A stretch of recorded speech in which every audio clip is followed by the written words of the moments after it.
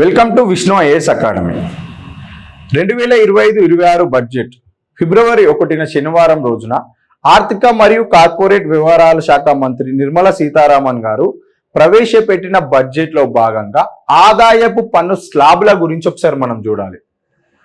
ఎగ్జామ్లో క్వశ్చన్ ఏ విధంగా వస్తుంది, ఎగ్జామ్ పాయింట్ ఆఫ్ వ్యూలో మాత్రమే మనం చదువుకోవాలి. ఆదాయపు పన్ను స్లాబులు గతంలో కంటే ఇప్పుడు ఒకటి పెరిగిందా తగ్గిందా ఇలాంటి అంశాలు చూసుకోవాలి. ఇప్పుడు ఆదాయపు పన్ను, ఈ ఆదాయపు పన్నులో భాగంగా ఈసారి బడ్జెట్ లో 12 లక్షల వరకు ఆదాయ పన్ను లేదు అంట. 12 లక్షల వరకు ఆదాయపు పన్ను లేదు. 12 లక్షల రూపాయలు దాటిన తర్వాతనే ఆదాయపు పన్ను లెక్కింపడం జరుగుతుందని చెప్పి బడ్జెట్ లో పేర్కొన్నారు. దీంతో పాటు స్టాండర్డ్ డిడక్షన్ 75,000 రూపాయల ప్రామాణిక తగ్గింపు కూడా లభిస్తుంది. పన్ను ప్రోత్సాహకంలో భాగంగా 75,000 రూపాయలను కూడా లెక్కించరు. 12 లక్షల వరకు ఆదాయపు పన్ను లేదు, 75,000 వరకు ప్రామాణిక తగ్గింపు లభిస్తుంది. అంటే 12,75,000 రూపాయల వరకు కూడా ఆదాయపు పన్ను లేదని అర్థం. ఈసారి ఆదాయపు పన్ను స్లాబులు ఏ విధంగా ఇచ్చారు? ఇప్పుడు 12 లక్షలు మించితే ఆదాయపు పన్ను స్లాబులు, ఇది గుర్తుంచుకోవాలి. 12 లక్షలు మించిన తర్వాత ఉన్న ప్రతి రూపాయి నుంచి లెక్కించగా ఈ ఆదాయ పన్ను స్లాబులు ఉంటాయి. ఏ విధంగా ఉంటాయో మనం ఒకసారి చూద్దాము.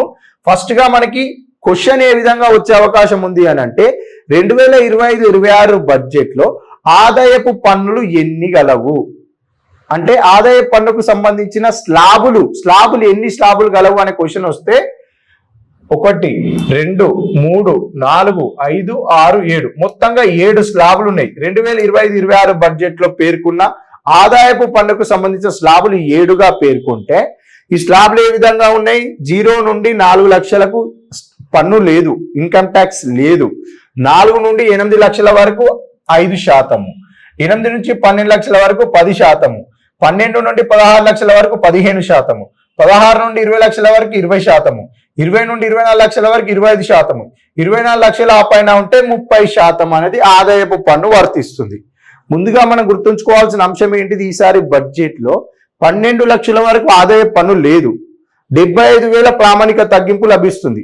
ఇక్కడనేమో 12 లక్షలకు మించితే ఆదాయపు పన్ను అంటారు కదా. 0 to 4 లక్షల వరకు పన్ను లేదంటారు. ఈ పన్ను మినహాయింపులు ఏ చట్టం ప్రకారం పన్ను మినహాయింపులు? మనకి ఇన్కమ్ ట్యాక్స్ యాక్ట్ చట్టం ఏంటిది? 1961 ఆదాయపు పన్ను చట్టం ప్రకారం కొన్ని రకాల మినహాయింపులు ఉంటాయి. స్కూల్ ఫీజులకు సంబంధించి కానీ, ఎల్ఐసి ప్రీమియమ్స్ కి సంబంధించిన ఇలాంటి వడ్డీ చెల్లింపులకు సంబంధించి బ్యాంకులలో దాచుకున్న డబ్బులు ఉంటాయి కదా, దానికి సంబంధించిన వడ్డీ కానీ, ఇవన్నీ మినహాయింపులు. కొన్ని రకాల మినహాయింపులు ఉంటాయి కదా, ఈ మినహాయింపుల ద్వారా వచ్చే ఆదాయం ఉంటుంది కదా, ఇవి ఆదాయపు పన్నులో భాగంగా పరిగణించరు వీటిని. అందులో భాగంగానే 4 లక్షల వరకు మినహాయింపులు ఉంటాయి. 0 నుండి 4 లక్షల వరకు. అంటే ఇప్పుడు 12,80,000 రూపాయలు ఒక వ్యక్తి సంవత్సర ఆదాయం అనుకుందాం. ఇప్పుడు ఇక్కడ క్లారిటీగా చూద్దాం. 12,80,000 రూపాయలు ఒక వ్యక్తి యొక్క సంవత్సరిక ఆదాయం. ఇక్కడ 12 లక్షల వరకు ఆదాయ పన్ను లేదు కదా, 75,000 ప్రామాణిక తగ్గింపు. 12,75,000 రూపాయలు ఉంటే అతనికి ఆదాయ పన్ను లేదు, ఇన్కమ్ ట్యాక్స్ లేదు. కానీ ఇక్కడ ఏముంది? 12,80,000 రూపాయలు ఉంది. 12,80,000 రూపాయలు ఉంది అని అంటే 12,75,000 మించి ఉంది కాబట్టి వీరికి ఏమవుతుంది? ఇన్కమ్ ట్యాక్స్ వర్తిస్తుంది. అయితే ఈ 12,80,000లో ఎంతకి ఇన్కమ్ ట్యాక్స్ వర్తిస్తుంది అని అంటే ప్రామాణిక తగ్గింపు 75,000 తీసేయాలి. ప్రామాణిక తగ్గింపు 75,000 తీసేయాలి. ఈ 75,000 తీసేస్తే ఎంతకు వచ్చింది? ఇక్కడ 12,05,000 రూపాయలు. ఈ 12,05,000 రూపాయలకు ఇన్కమ్ ట్యాక్స్ వర్తిస్తుంది. ఈ 12,05,000 రూపాయలకు ఇన్కమ్ ట్యాక్స్ స్లాబులు ఈ విధంగా ఉన్నాయి. ఎంత అమౌంట్ కట్టాల్సి వస్తుంది? 12,80,000 రూపాయలు సంవత్సరిక ఆదాయం సంపాదించే వ్యక్తి అంటే ఇప్పుడు పన్నులో బాగా 4 లక్షల వరకు, 0 నుండి 4 లక్షల వరకు ఎంత ఉంది? ఇక్కడ 0% ఉంది. అంటే ఇందులో 4 లక్షల వరకు ఆదాయపు పన్ను చట్టంలో భాగంగా మినహాయింపులు అంటున్నాం కదా, ఎల్ఐసి ప్రీమియమ్స్ కానీ, జీవిత బీమాలు కానీ, వడ్డీలు వస్తాయి కదా, వాళ్ళు బ్యాంకులలో దాచుకున్న అమౌంట్ పైన వడ్డీ రావడం కానీ, స్కూల్ ఫీజులకు సంబంధించి కానీ, గృహ రుణాల పైన వడ్డీ కానీ, అంటే హౌస్ వారికి సంబంధించిన రెంట్ ఉంటాయి కదా, రెంట్ పైన వచ్చే ఆదాయం కానీ, ఇవన్నీ పరిగణలోకి తీసుకోరు. ఇవి మినహాయింపులు. ఈ మినహాయింపులు ఎంతకి 4 లక్షల వరకు ఉన్నాయి. ఈ 4 లక్షలు, ఈ 12,05,000 రూపాయలలో 4 లక్షలకి లేదు, అంటే స్లాబ్ లో భాగంగా దానికి ఎలాంటి ఇన్కమ్ ట్యాక్స్ లేదు. దేనికి ఉన్నది? ఇప్పుడు 4 నుండి 8 లక్షల వరకు ఎంత ఉంది? ఇక్కడ 5% ఉంది. అంటే ఇందులో ఉండే 4 లక్షల రూపాయలకి ఎంత? 5%. 5% అంటే ఏంది? 1 లక్ష రూపాయలకు 5% అంటే 5,000 రూపాయలు. 4 లక్షలకి ఎంత? ఇక్కడ 20,000 రూపాయలు. 20,000 రూపాయలు కట్టాలి వీళ్ళు ఇక్కడ. నెక్స్ట్ ఏంటిది? ఇక్కడ 8 నుండి 12 లక్షలు. 8 నుండి 12 లక్షల రూపాయలకి ఎంత? ఇక్కడ 10%. 10% వడ్డీ. 10% వడ్డీ అంటే ఇందులో ఏంది? 4 లక్షలే కదా, ఇది కూడా 8 నుంచి 12 లక్షల మధ్యలో 10% వడ్డీ. 10% వడ్డీ అంటే ఎంత? ఇక్కడ 40,000 రూపాయలు. ఈ 40,000 రూపాయలు మొత్తంగా ఎంత? 60,000 రూపాయలు. 12,05,000కి మనకి ఇన్కమ్ ట్యాక్స్ వర్తిస్తుంది. ఇక్కడ 12,05,000 కాబట్టి ఈ 5,000కి ఏం వర్తిస్తుంది? అప్పుడు 12 లక్షల నుంచి 16 లక్షల మధ్యలో ఎంత ఉంది? 15% ఉంది. 5,000 రూపాయలకు 15% వర్తిస్తే ఎంత? 750 రూపాయలు. ఈ 750 రూపాయలు మొత్తం ఎంత ఉంది? ఇప్పుడు 60,750 రూపాయల పన్ను కట్టాలి. ఎవరు? 12,80,000 రూపాయల సంవత్సరిక ఆదాయం సంపాదించే ఒక వ్యక్తి కట్టాల్సిన పన్ను ఎంత? 60,750 రూపాయలు.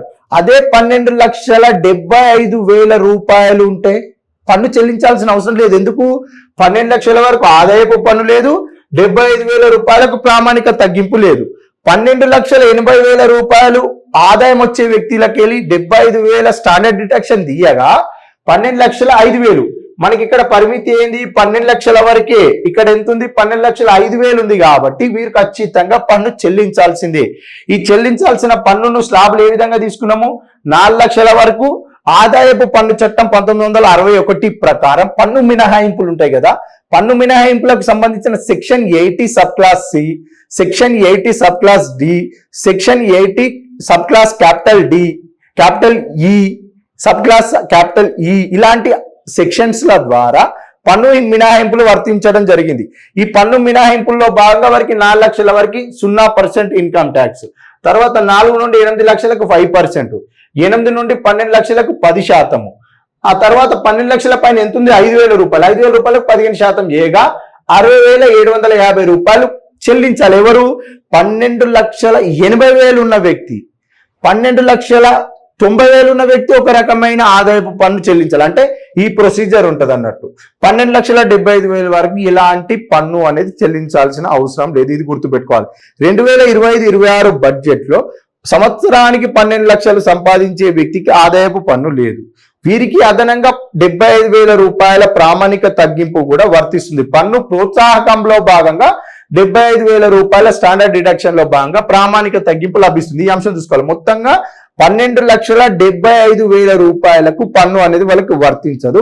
12,75,000 మించితేనే ఆదాయ పన్ను లెక్కలోకి వారు వస్తారు. వారిలో భాగంగా ఈ స్లాబ్లన్నీ వారికి వర్తించడం జరుగుతుంది. ఈ అంశాలు మనం చూసుకోవాలి. Thank you.